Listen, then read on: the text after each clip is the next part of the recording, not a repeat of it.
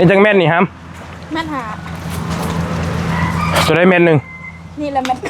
เอาคือว่าแม่นหาใช่ไหมเฮ้ยเอาไปเลยระบาดแสนหาปะเด้อแสนหามีเก่ามา70พอดีเลยสบายดีแม่ไอ้ผู้เดียวป่ะโอ้เห็ดเป็นนี่เลยเนาะ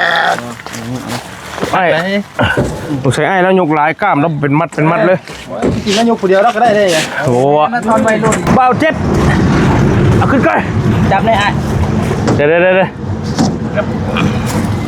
มันกันนะ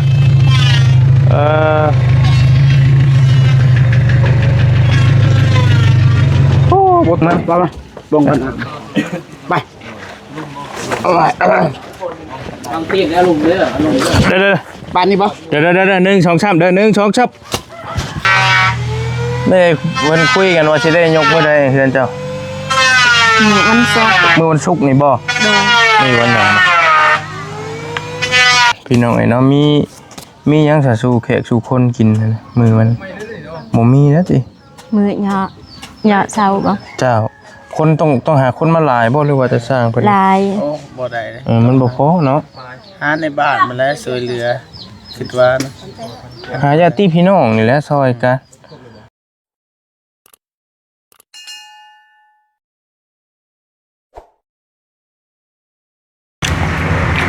มาพี่น้องมาเลยก็บังตีนเสาก่อนไปดินี่จังแม่นนี่ครับแม่นหา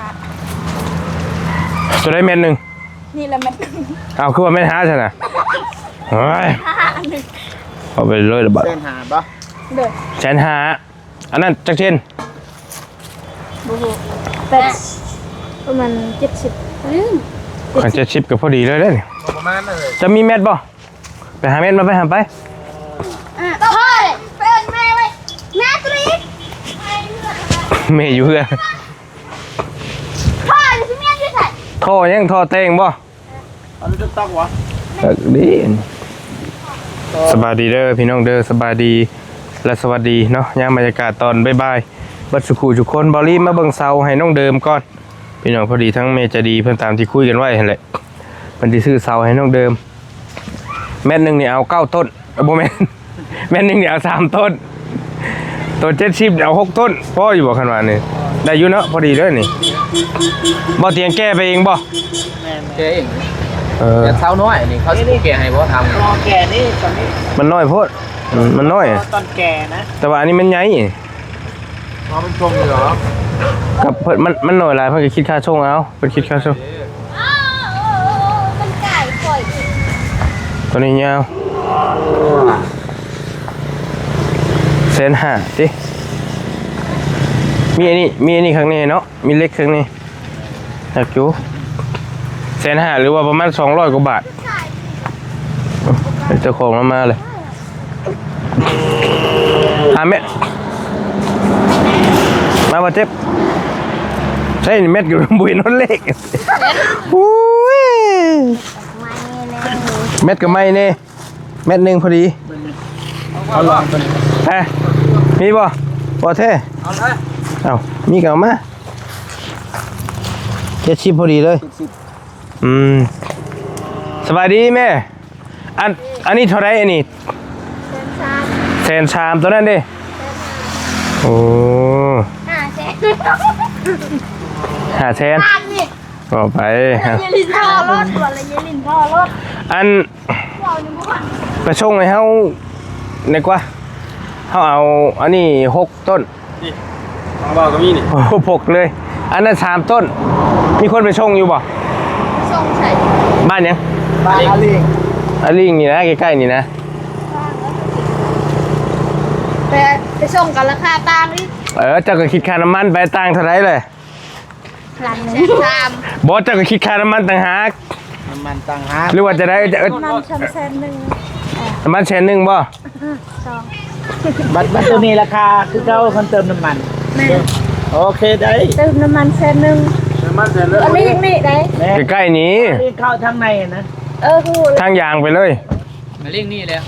ใกล้ๆนี่เนี่ยอยู่ไกลบ่ฮู้อันนี้ฮู้โดยใช้รถยังไป ทำได้ เจ้าบ่ครับ จะหน่อย โอ้โห 13 ปีเลย โอ้ลอยดิแสนหนึ่งบ่ได้อยู่บ่แม่ ใช้น้ำมันเส้นหนึ่งใช้รถได้ โอเคไป ได้ เอาเลยป่ะ เอาเลยไปส่งให้เลยไป ชามผสมกับเส้นมาใช้น้ำมันรถเส้นหนึ่ง ในเฮาให้ค่าน้ำมันต่างหากแสนหนึ่งโอเคอยู่บ่ ยกเองได้ เลือกมาให้ ไม่ยกแล้ว แต่อยาก เพราะไอ้เพันสิเผายกก็ได้เฮาสิยกมื้อใดก็คือน้องเดิมนะวันศุกร์บ่ วันศุกร์ มันใกล้เดี๋ยวได้มื้อนี้วันหยังซะ วันพุธ เออ มือ บ้านนุ่งก็ไม่ได้ไปบ้านนี้นะ มื้อนี้บ่ได้ถามบ่ยังบ่ได้ถามแช่บ่ลีก็ได้อย่าแล้วมันมีก็ซื้อไว้เลย มันง่าย มืออื่นแล้วก็อันนั้นแล้วแต่ว่าน้องเดิมเราว่าจะยกมือวันศุกร์ขอแต่ว่ามีหมูกับไก่ยกเลย แต่ว่าน้องถามว่ามีหมูหรือเปล่าย่างมีไก่เอ้าสิยกจะได้บ่ เป็นฮีตเพิ่นบ่ แม่น อืมต้องมีหมูมีไก่บัดนี้เด้อบ่ตูนเด้อกินพ่อไผพ่อมันทางใดก็จบจับอยู่ ชื่อว่าทีมงานครับอันนี้มาใหม่ อันนี้มาใหม่มาใหม่เด็กใหม่ เด็กใหม่ครั้งนี้ผมเจอเด้อ มีอย่างแน่ห้านเอ้ยมีบล็อกก็มีบ่อืมเฮ้ทรายก็มี ชายกันนี่ โอ้ เอาชายกันโทรรถ อันบล็อกก้อนเท่าไรบล็อกค่ะเจ้า ก่อน5,000 ปวด5,000ผู้ทางนี้เนาะ ทางบ้านบ่เจ็บ6 ป้า ไป โจ้ 5,000 ทางบ้านข่อย4,000ก็ว่าอยากเพลงเลย มาเห็นบล็อกใครแล้วครับบ่แต่ก่อนก็บ่แพงแต่ว่าเดือนนี้แพงแถวบ้านเฮาก็ 6,000 ปลายแล้ว ป้าตัว ตัวอย่างเข้ามาส่งอีกตังอีก โอ้โหฮักกิลี่นี่ บ่ดีเนาะ ซุปเปอร์จิว130,000 โมเมนต์เนี้ยได้เป็นใหญ่อยู่เลย ฮะ พ่อคนกับพ่อใหญ่ เราเป็นคนตัวน้อยบ่เจ้า130,000 คูณ 6 780,000 เอ้ย 150,000 คูณ 3 ให้น้องมาจับกล่อง บวก 780,000 1 ล้าน230,000 กีบบวกค่านี่ไปอีก1,300,000 1,300,000 เป็นหมดตามผู้วันนั้นเลยค่ะเราผู้ต่างหากตามนึง โอเค1 ล้านพอดี1,300,000 30,000 กีบพี่น้องรวมค่าส่งเนาะหรือว่าประมาณ 2,000 กว่าบาทพออยู่เหลืออยู่แม่เป็นฝากเงินมา 3,000คันว่าเอาตัวพวกเตี้ยๆนี่ก็มันก็สิถึกกว่านี่ตัว50ถ้าอย่างแต่ว่าเฮาอยากได้เรือเนี่ยมันสูงกว่าเสามันต่ำเด้ ก็ได้หน่อยจังนี้กับเขาเตียงมื้อนั้น บอกว่าคุยกับน้องเดิมน้องเด่นเพิ่นว่าอยากได้ชำเพื่อนอันน้าสาวเราหั่นนะก็เลยคุยกันไปว่าเพิ่นคันสิเอาสำนั้นมันต่ำโพดเราเอาแม่นฮะแต่นะเอาตามใจผู้อยู่นะเฮาบ่ เมียข่อยเลย เฮาบ่มีปัญหาพี่น้องลุยเลยไอ้เอาตัวนี้ชามเอานี่ชามตัวแม่ตัวนั้น6 เอาตัวงามหน่อยเด้อง ามอยู่งามเบิดควรนั่นแหละว้าว ตัวใดก็ได้งาม เอาไปก็ไม่จะขยอตอนนั้น งามเบิดอยู่นี่ตัวนี้ก็ได้นี่ เอาตามใจลูกค้า เจ้าโอ้บริการดีเนาะนี่เนาะ ตัวนี้นี่ปลาก่อนก็ได้ตัวนี้ เรานี่แหละไปส่งให้เฮาช่อยบ่ให้เฮายกช่อยบ่ นอนมันยกได้ โว้คักลีบ่ช่อยไผสิยกได้เหรอ ทำบาซอยนี่กับรถคาร์มันลงหรอวะ ได้เอาทำคดี ดีและ100,000โอเค ว่าสิมาช่องแซนกันคือว่าโคตรอีก แต่ทีนี้นั่นได้หรือเก่า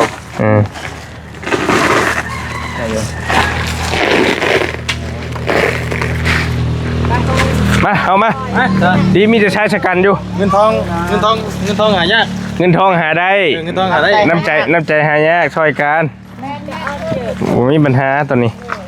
เฮงกี่ชื่อเดียวมันก็กลับมาใหม่ ครับอย่ามาเอาไป ไอ้ผู้เดียวก็ โอ้ โอ้เห็ดเป็นนี่เลยเนาะ ไอ้ผมใช้ไอ้แล้วยกหลายกล้ามแล้วเป็นมัดเลย จริงๆแล้วยกคนเดียวแล้วก็ได้เลย โอ้ มันทอนวัยรุ่นเดี๋ยวนี้รู้บ่ได้แล้วเท่าละ ว้า ใส่เท่าได้ใส่ เดี๋ยวนี้ ยก เอานอนไปไหว ฮะ นอนไปที่เลยบ่ นอนนั่นนี่แหละ โอ้ บ่เบื้องเดียวนี่แหละมีแต่จะได้เข้าต้นหัว แม่9ต้นตัวนี้3ตัวนั้น6เป็น9ต้น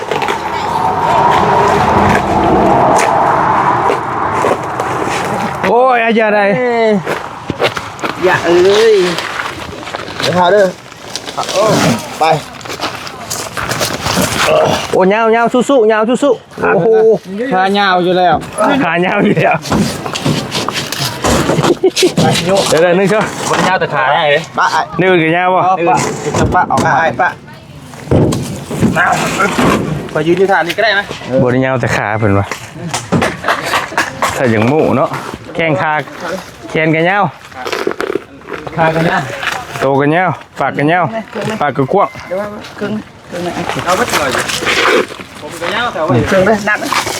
เป็นยัง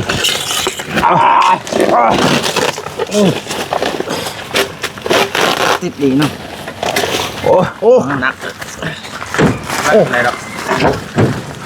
เดี๋ยวบ่ได้เด้อ ซิ่วกัน บ่ซิวบ่ได้เด้อย่าไปว่าซิวเด้อันคนเดียว2คน รถพุ่นแนว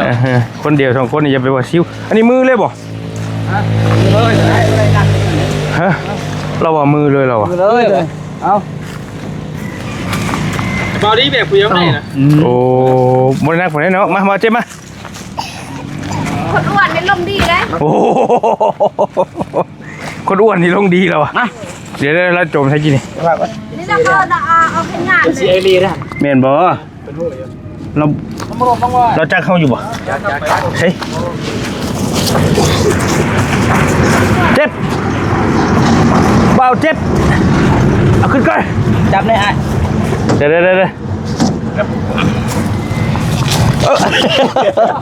โอ้ย เอาพูดเอาปากเลยสิเอาไปเอาลูกเอาหนักทักเดียวได้แต่มัน เฮ้ยเราเคยชงอยู่ รถเรา มันบ่ล้นหรอวะ เอาประกัน เราเคยชงอยู่ ซอยในบ่อจนไม่ไม้เขาในบ่อ โอ้ ซอยไม่ไม้นี่เต้เลยผมมีผัวตายปะ ขายบอก ไอ้หมอยเงินเด้ คันมีก่อเฮือนก่อชานก่อนจะว่ากัน บอกเหรอ แม่ ด้วย ว่านี่นะเพิ่น มันแน่มันพร้อมเลี้ยงลูกนี่นะลูกคนนี้นี่คนเด็กตัวนี้หน่อยคน เออไป กิจกรรมสนุกว่ะเท่าไหร่เฮ้ยมาจากบ้าน เนาะจะไปโก้ใช้หรอบัดนี้ เอาซอยเป็นเล่นเลยอันนั้น ทีเลยไป ลูกคน โอ้กันมีบอลกอเสียวอีรอกเด้อ โอ้ลือ ดึงมาเฮ็ดขึ้นเลย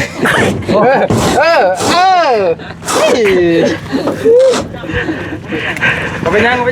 พอจะได้เลย มาไหม เราถึงหน่อยเนาะ หนักเลย ต่อ ครบอ่ะ คนแล้วพอดีได้เลยเพิ่นมีพอดีพี่น้องเอ้ยเนาะแม่แล้วนี่ขายบล็อกสวัสดีนะแม่เด้อ ถ้ามันเนี่ยรู้จักดอก ลานบ่ ร้านได้ลูกตัวครัวมันตายบางแล้วยิงตัวเองค่ะ ว้าวปอบไปแล้ว เบาๆจะได้ก็มันนี่ครับมันมาบัดชินกับมันกลายบัดชินแล้วตัวยิงพวยหมอยเดตัวยิงตัวเองตัวนี้เดกูอยู่ก็ไข่เดพวยตรากคันเด นี่ 2-3 เดือนนะ เพิ่นยิงเขาบอก บ่คนยิงคนเองค่ะคนเองนี่ได้ลูกคนอันนี้เดคนนึงคนเด็กพอดีเห็นพวกกับพอดีลูกเกิดทั้งตีนช้ำจนมีขาในกด เพื่อนอยู่ใส่เหือน อันเด พอเพื่อนนี่ดินี่บ่ ไม่ยัง เราขายบล็อก เราอยากให้ชื่อบอกชอย พอได้ชื่อน้ำมันน้ำมูกลูกชื่อยาเขาว่าหันบอกจะอันมี คันมีเคสช่วยเหลือเป็นเฮือนเป็นชานเป็นเฮือนดินแต่ก็สิมาซอยอยู่แต่นี่นะเฮาเฮ็ดเฮือนใหม่ให้เขาแต่สิซื้อแต่ตีนเสาเพิ่นซอยตีนเสาซื้อไปซอยเรือดอกนี่ก็ได้แต่ว่าคันว่ามีเคสซอยเป็นเฮือนดินเฮือนหยังก็สิมาซอยนำอยู่มาซื้อซอยก้อน 5,000 บ่ส่งฟรี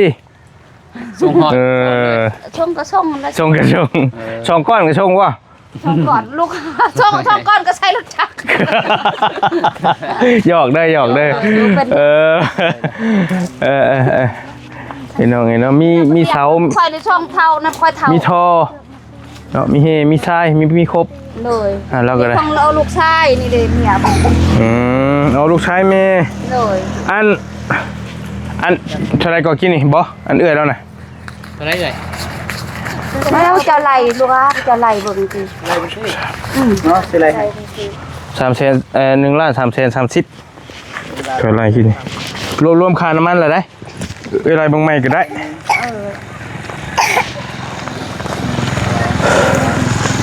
ไปเอากระสิพาไปยันนี่มันบ่ทันให้เราไปส่งแล้วก็ลงแล้วก็ยาวต่อ 2มีค่าเช่า ค่าเช้า มีค่าน้ำมัน รอ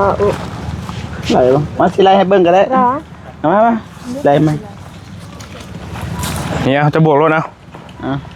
ต้นละ150,000หัน3ต้น 150,000 คูณ3 4,500,000 4,500,000แล้วก็ ออกก้อนบัดนี้ ออกก่อน 130,000คูณ 30 คูณ6 6 7,800,000 แสนบวก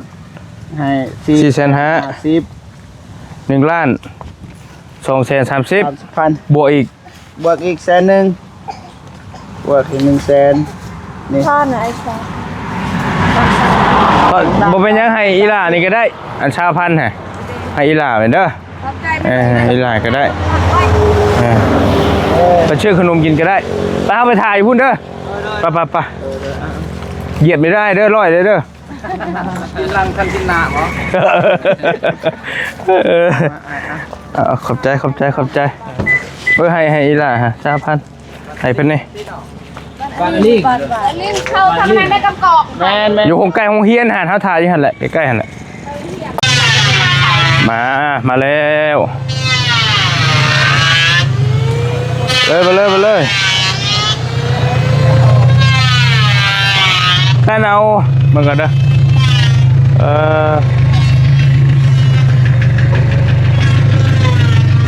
โอ้บ่ตกเนาะพี่น้องเนาะ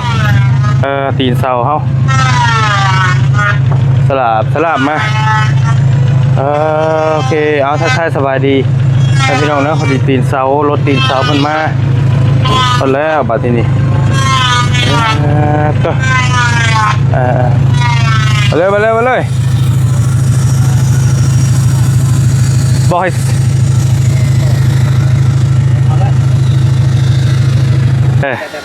หาช่างเพิ่นดีกว่า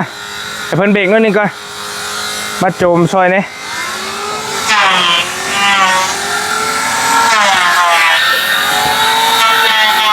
ไว้แถวนี้ก็ได้ที่เนาะไว้ก่อนเนาะ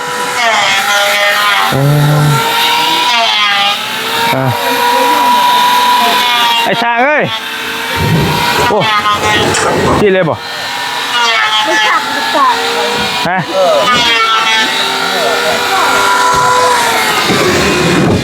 โอ้น้องโก้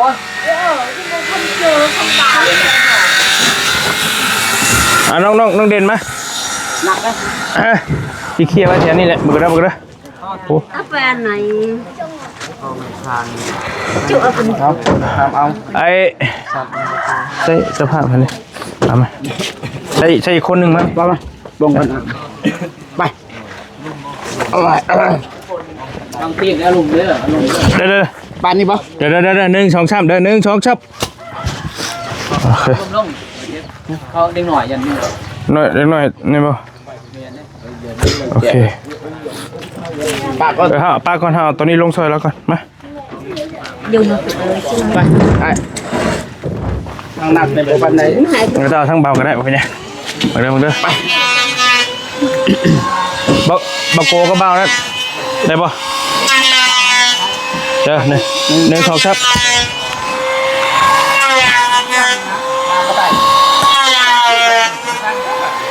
ไปต้องเดิมยกเสามา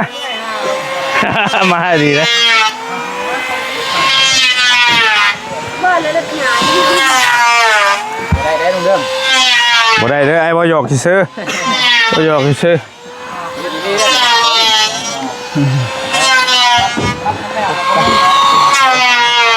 ไปปะโก จะปาเลยโอเค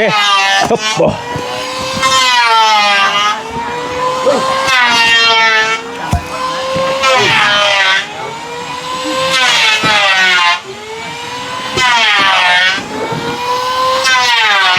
เราลงมาเลยต่อ ห้องคือ ห้องกันได้ลงแล้ว วอตีนนะ ว้ายเจ้ากันได้ ห้องตีนทดสอบไง โทษไปนอนโรงพยาบาล3 คืนนอนลงที่กันได้ไหม พี่น้อยเขาก็ยังโจมคือเก่าน่ะ แม่โอเคเดี๋ยวละมึงได้บอกเจ๊เบ้ย เวรีกู คักแน่บัดนี้โอเคขอบใจหลายๆเด้อใจขอบใจเถอะพี่น้องเอ้ย ต้นกันละ อันนี้กับเจ้าเราอะมาชงเราบอกลูกเขาแก้มาเองเนาะ ต้นแกเอง โอ้เขาแก้เองตัวนี้ ติดเองมาคันรถกันเด้อ จะแปลว่าแล้วฮันโอเคใจขอบใจ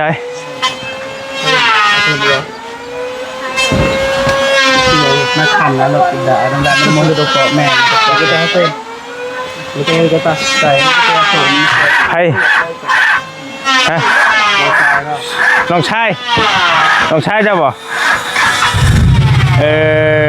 ขึ้นรอดแท้ คนในบ้าน เอาเลยเว้ย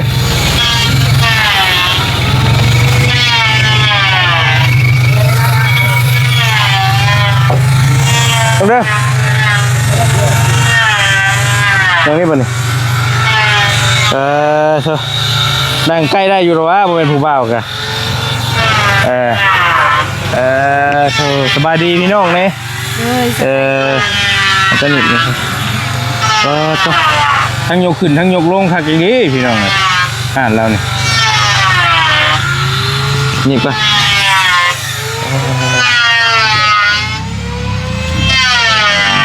มีแต่เพิ่นคุยกันทียายสู้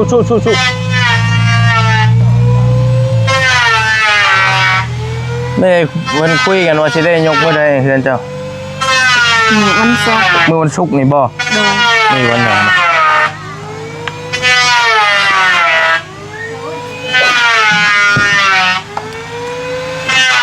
ก็ดีเลยในเฮือนเจ้าเองนะจะเบิ่งนี่เด้เราเต้หน่อย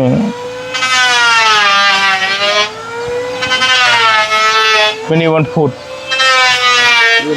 มื้อเพิ่นหามื้อหายามบ่ยกอยู่สิหาเวลาบ่เวลายกบ่ อ่านมืองาม มื้องามเวลายกเด้เวลาตอนเช้าบ่ วันเสาร์ ยามยกก็ต้องเป็นเวลาเท่านั้นเท่านี้บ่ได้ว่าแล้วแต่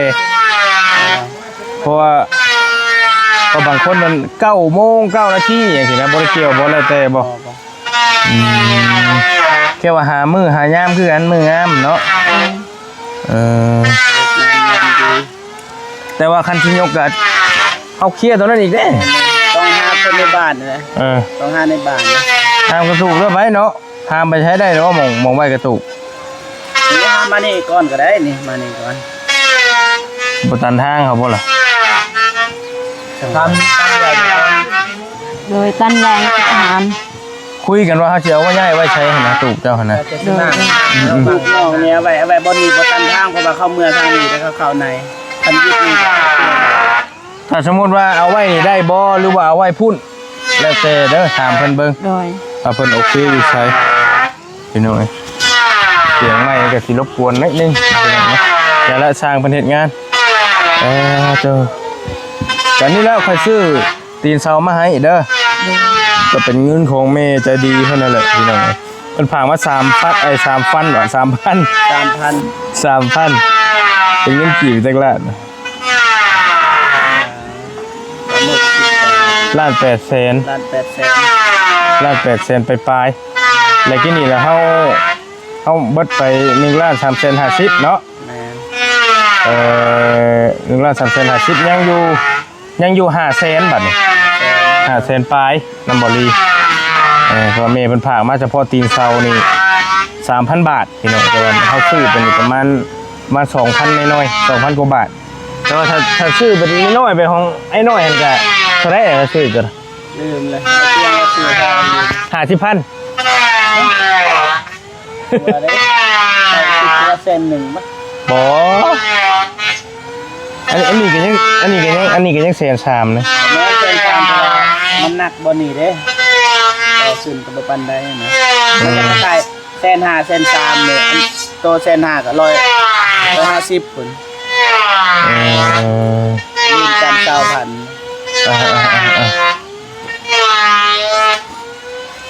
จะได้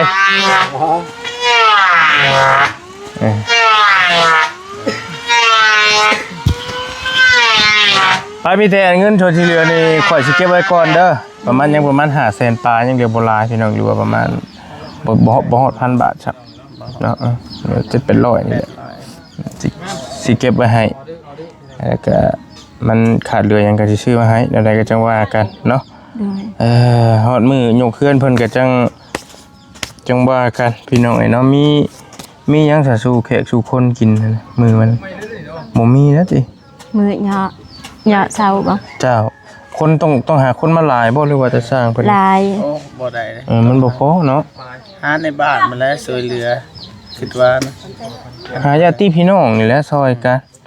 คือบ่รีเป็นยกเอื้อนน้องไส้น้องหยังก็พี่น้องนะก็ให้เพิ่นหาเองคือถ้าเราเจ้าภาพนี่แหละให้เราไปบอกไปกล่าวที่คนที่ลืมเคยหั่นน่ะก็มาแล้วก็ยกขึ้นคิดว่าเป็นพี่น้องกันเบิดถ้าเป็นนี่ก็พอแล้วต้องมีหยังสู่เพิ่นกินซะบ่มีนะติบ่มีลงไปหาชื่อไข่แล้วกันไปนี่ก็ซื้อนี่มาต้มบ่คันว่านั่นก็เงินน้ำข่อยนี่500,000ในเขาสิซื้อกินหมูที่หยังมาก็ได้เบิ่งตัวจริงก่อนซื้อซีนมาลาบที่หยังซื้อสร้างกินหั่นนะพอได้สู่เพิ่นกินนี่จะได้ซื้อไก่ที่หยังแล้วอยู่ตลาดมาตัวเพิ่นขาแล้วมาให้กินมาลาบจะมากินยังไงเจ้ามื้อเขายาเฮือนเขาได้งานมีงานอีกบ่โดยงานแบบใดงานแบบใดเนาะเขางานเขาโยดเขาเล่นเขาผ่านมีพรอีกโดยโอ้ไปแค่ว่าเฉลิมฉลองไปแค่งานโด่งบ้านเฮาบ่ตอนยอแล้วก็ตอนคืนมันมี2เทื่อเด้ไส้โยเอาบ่แม่นบ่เอาเหล้าเอาเบียร์มานั่งกินบ่แม่นแบบงานนั่นนะงานกันคนนี้ก็เอาเบียร์เอาเหล้ามากินแต่คันบ่มีก็มานั่งคุยกันลงเรียงกันเปิดเพลงก็เต้นพอดซื้อเหล้าแก้วนึงเมาฉลองนะว่าแล้วก็ได้ฉลองยกเคลื่อนใหม่นี่หน่อยอันนี้ให้เป็นสิริมงคลนั่นแหละหรือว่าก็ยินดีน้ำน้องเพิ่นมือยกแต่ว่าทางบ้านแต่ขอมีแต่มือขึ้นจะมือยกก็หาได้อยู่ได้กินแล้วมาสู่แขกสู่คนกินมือแถวบ้านตอนแรงบ่ตอนแรงงานฮอดแจ้งเลยบ่โดยปกติแถวบ้านเฮางานด้วยกันแบบงานธรรมดาซื่อนะแบบนางรีบโซกันจากแล้วโอเคแล้วจังว่ากันเนาะบ่ทันมีหยังน้องเพิ่นก็ได้แต่ว่าคันมันบ่พอกับอันนั้นก็สิบิแบ่งเอาน้ำเงินน้ำบ่าวนุ่งแล้วส่วนที่มันเหลืออยู่ก็จังปรึกษากันไปซื้อซีนซื้อไข่ซื้อไก่ซื้อกาน้ำมาลาบสู่สร้างเพิ่นกินมันก็ต้องมีนะพี่น้องเนาะเฮาเพิ่นย่อไม่เมื่อยเฮาสิให้ตำมะฮุ่งสู่กินก็คือสิว่าโพดก็จังว่ากันฝากเจ้าเด้อขอบมุกขอบใจแม่ใจดีเพิ่นแน่เด้ออยู่ทางฝั่งไทย เพิ่นซื้อตีนเสามาให้เจ้านี่แหละเด้อเอาเพิ่นเบิ่งอยู่เพิ่นมาให้ออกชื่อออกเสียงเด้อเอานบมือแล้วก็ขอขอบใจเพิ่นแม่ใจะดีอยู่ทางฝั่งไทยเด้อ ขอบใจหลายๆเด้อทางผู้ใหญ่ใจบุญมาอยู่ฟังใต้คอยเพิ่นอยู่ดีมีแห้งความเจ็บอย่าได้ความไข้อย่ามีปรารถนาสิ่งใดคอยได้สิ่งนั้นเฮ็ดลายก็เฮ็ดน้อยก็ได้ลายเฮ็ดลายก็ลายคนนี้ว่าจะเฮ็ดเวียกอีสังคอยดีให้เกิดเงยเด้อให้ลำมีรวยสาธุ เอาภาษาเจ้าน้อยหนึ่งด้วยคือว่าน้ำประช่องบ่าวนงบอกดูภาษาเราเอง ขอดังเอาในบนจาปัญญาจาดอกตักอายมาตังอาเจ็กดีมีแห้งมันไม่ตักแล้วมันเกิดเงยมันตักไม่สร้างดีมันตักเด็ดมันบนเปาะมันตักเปาะคลื่นเนาะแล้วมีลอยระกูละเกิดเงยระไม่ละเกิดเงยทะเลสาธุ คือบางอย่างคือเราบอกบางอย่าง แกว่าเป็นภาษา แม่น จะเจ้าฮู้เรื่องบัดคือเราตอนพระบิดนั่นแหละ จะแบบแปลว่าเป็นภาษาทุ่มเจ้าเองเนาะป้าบอลลี่ก็สิขอจบคลิปปิดคลิปไปเพียงสำนี้ก่อนแล้วก็ขอขอบใจขอบคุณเด้อทางแม่ใจดีเพิ่นอยู่ทางฝั่งไทยเนาะที่เพิ่นก็มีบ่หลายเพิ่นก็ว่าสิซอยขอเป็นเจ้าภาพทางตีนเสาก็แล้วกันว่าฉันมีบ่หลายแต่ว่าก็สงสารน้องเดิมอยากซอยเนาะเอาให้แม่อยู่ดีมีแฮงให้โชคให้มานให้ร่ำให้รวยเด้อแม่เด้อให้เฮงๆปังๆปรารถนาสิ่งใดก็ให้ได้สิ่งนั้นสมความปรารถนาเด้อแม่เด้ออย่าเจ็บอย่าจนอย่าขัดอย่าของเด้อสาธุมาสำหรับคลิปนี้เฮาบ่เจ็บน้องเดิมบอลลี่ขอตัวลาไปก่อนบ๊ายบายพี่น้องเจอกันใหม่โดย